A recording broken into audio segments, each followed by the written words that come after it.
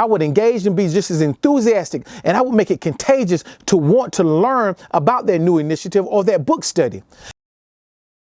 Part 2, reset, revisit, and recommit. Hey, I'm guilty of this. Not just have I heard it, but I'm guilty of it. I want you to learn from my experience this time. So often as a principal, we would get new initiatives or new book studies that we would engage our staff in, and we would go full throttle. I would be just as inspiring as I wanted to be. I would engage and be just as enthusiastic, and I would make it contagious to want to learn about that new initiative or that book study.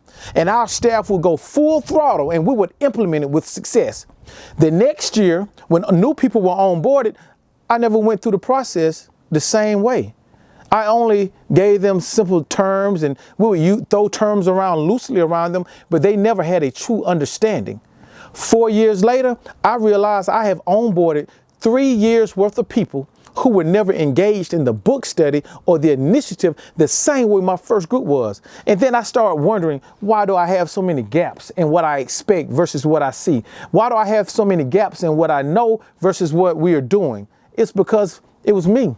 It was my onboarding process. So I want to challenge you leaders, get out and make sure that you onboard every group of new employees with the same level of enthusiasm that you did. If you have a book study that's the foundation of your success, if you have an initiative that's the foundation of your success, you must onboard new employees the same way you did with your initial employees. It is just that important. But hey, we can't leave everybody else alone. For those that were initially a part of the process, you must get them to reset, you must get them to revisit, and you must get them to recommit back to that solid vision, whatever that piece of success is for you. Yes, they must reset.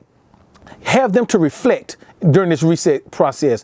What really worked well? What do you need to do differently? That's part of the reflection process. Then as they begin to revisit, they're going to revisit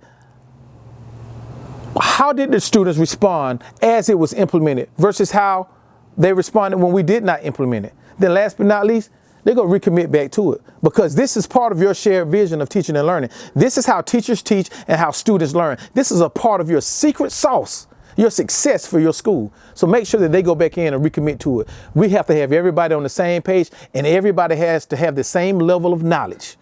Hey, this has been just another little push in leadership.